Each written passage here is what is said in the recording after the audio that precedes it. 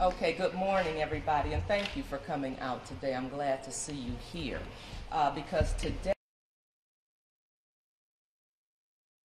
our plan to get the lead lines out of our water system. That's what we're here for today, and I'd like to thank the University of Michigan Flint, and in particular Chancellor Susan Borrego and Dr. Mark Kaufman for their extraordinary work in helping us to further identify and map known locations of lead service lines in our city. Due to budget restrictions over the years, water department records have been incomplete or were on paper, and Dr. Kaufman put together a team to digitize these records, add in additional information, and put together the best map yet of where the lead service lines are in our city. We have work to do to further refine these maps and this information because there are still some gaps. But we can now move ahead with the lead service line removal in an orderly fashion. The Fast Start plan is ready to go, and we estimated the cost at about $55 million. So we look forward to using the first $2 million to start with that process. But I am renewing my request for the state legislature to move quickly on Governor Snyder's recommendation for $25 million to be allocated this year for lead service lines, and for the state to move forward with additional funds to allow us to complete this important process. I hear some questions always from people outside of our city about why we need to remove these lines. My answer is simple. The people of Flint have suffered long enough. This is a public health emergency, and this is an economic crisis. People won't buy homes or even feel comfortable in our restaurants until every lead service line is removed, and this is an important step toward returning confidence in government. And I won't rest until every service line is removed, and the people of Flint deserve no less. Now, I would really like to introduce Dr. Marty Kaufman. He is chair of the Earth and Resource Science Department at the University of Michigan Flint and an expert in water resources, environmental risk assessment, and geographic information systems, who led the mapping project. Dr. Kaufman.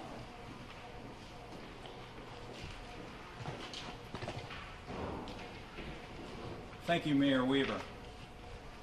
I appreciate your introduction and your partnership with the University of Michigan Flint to complete this project. As Mayor Weaver indicated, I directed the research project done by the Geographic Information Systems Center at the University of Michigan Flint to identify the location of lead pipes in the city. Before we go further, I would like to offer a few thank yous, because this type of endeavor takes a whole team to deliver.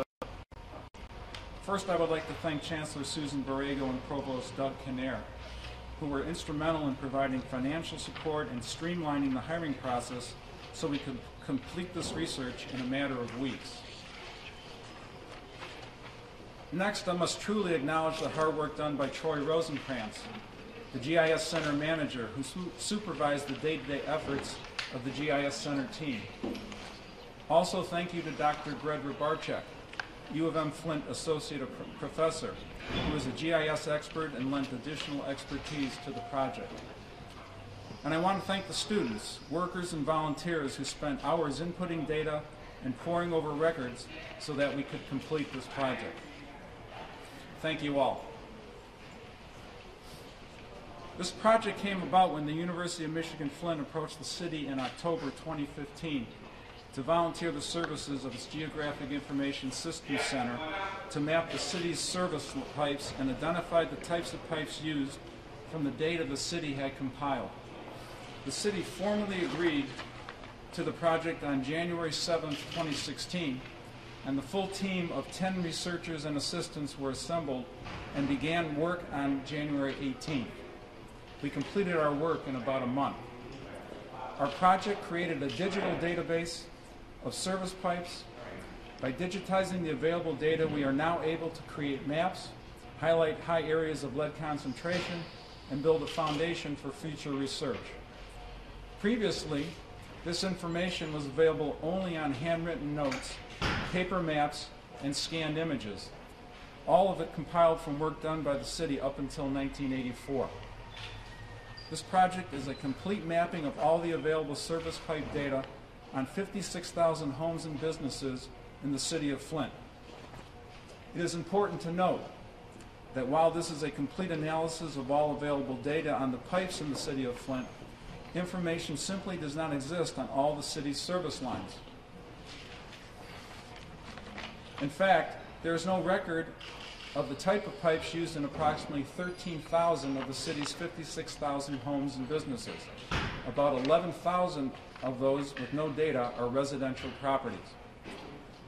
Working with our partners at Rowe Engineering, Lansing Power and Light, the state and federal response agencies, and the city, the University of Michigan Flint will continue to analyze the data we now have, as well as additional water and blood lead level testing results, to create a risk assessment model for all city property parcels with an initial focus on the missing data.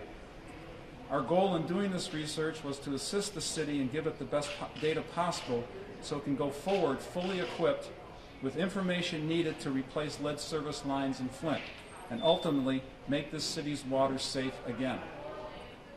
To summarize the findings of our research, the number one indicator that a property would have lead was the age of the structure on the property. Our analysis found that the average age of homes in Flint is 74 years, with more than 23,000 homes built before 1950. We identified 4,376 locations with lead pipes in the city of Flint.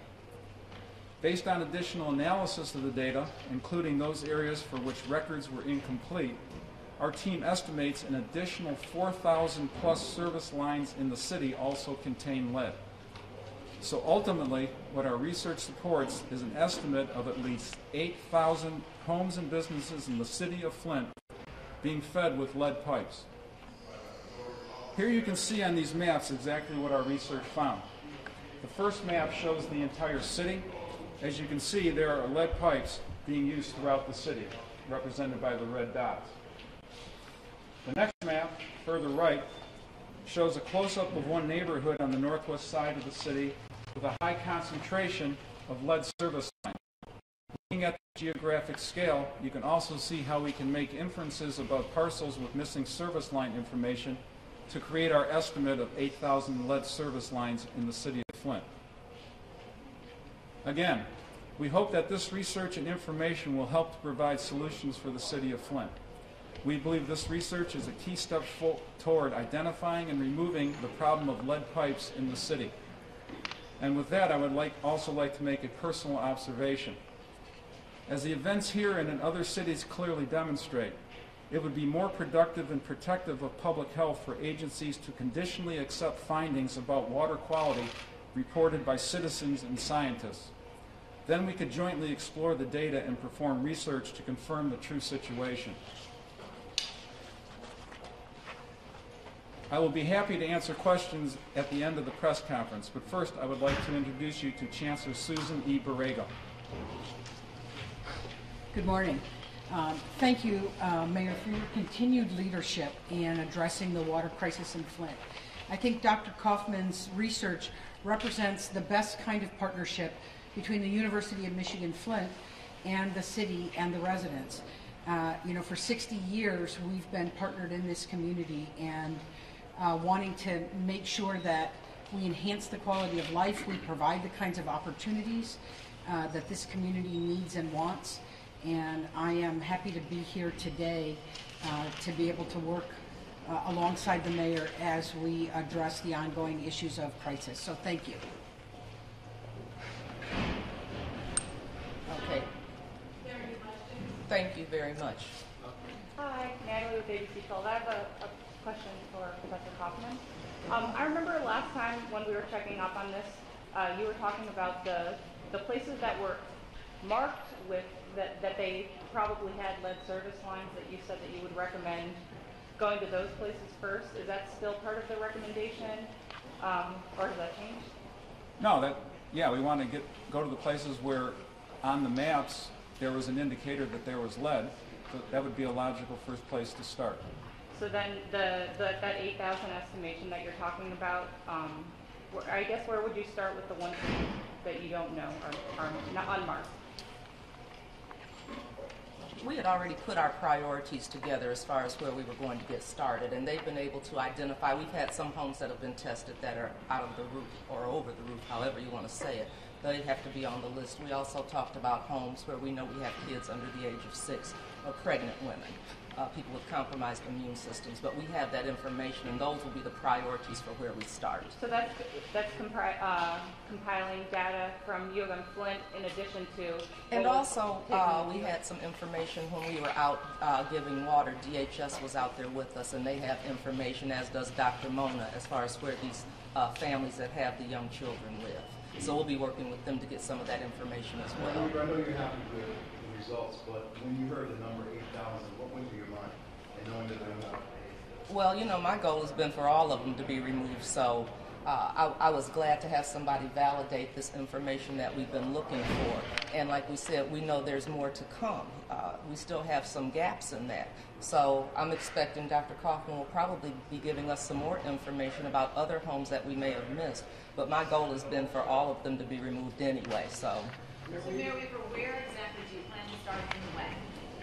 We're going to be getting started very, very quickly here. And actually what we're going to do is sit down. Like I said, we already have the list of those homes that have been identified from the testing, so we'll be looking at those as where we start and the ones with the young children. So with regard to the governor and Roe and a no-bid contract with them, how does this all work? Obviously the funding has to come from a joint cooperative effort, and you want to move ahead. Yes. I'm looking for some more money to come. I'm looking for some more money to come. But we do have the $2 million to get started with, and so we can't wait. So we're going to go ahead and get started with that right now. Because as we're testing water every single day and we're getting these results back, we know we can't wait. So regardless of the governor's study in Rome, you're going to go move forward? Oh, yes. We already have test results back. That's study right there. Professor Kaufman, in regards to Roe, have you shared any of this information or data with them, and are you willing? Yes. Mayor Weaver, is there a strategy in place for certain areas of the city that don't have a lot of residents but high lead pipes? Will those pipes is there an implementation policy in place? Yeah, and that's what we're going to do is as we look at all of the information for those homes that have been identified, determine, okay, how do we, who's first, who's second, who's third, that kind of way. Follow up for Dr. Kaufman. For the area of North Bassett Park, is there anything about structurally the neighborhood that you can say that would create a whole block like that? Probably old homes. Anything else about the structures that you could identify? Not right now, no. Mayor, for a long time we were talking about maybe up to 15,000 lead lines have been removed. This estimate has it at about half of that. Is this generally good news that the problem might not be quite as bad as you fear? Well, yeah, that's always some good news, but we know that we've still got to restore confidence, and people are not confident if we don't have new pipes. It's just that simple. Because one day we find out that somebody's home has tested so high that the filters don't work, that kind of thing.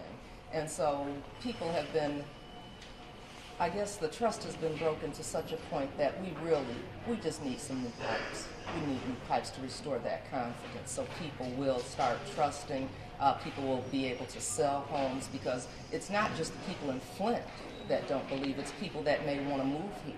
And, we may say, well, this home tested okay, but we want people to come here. We want people to stay here.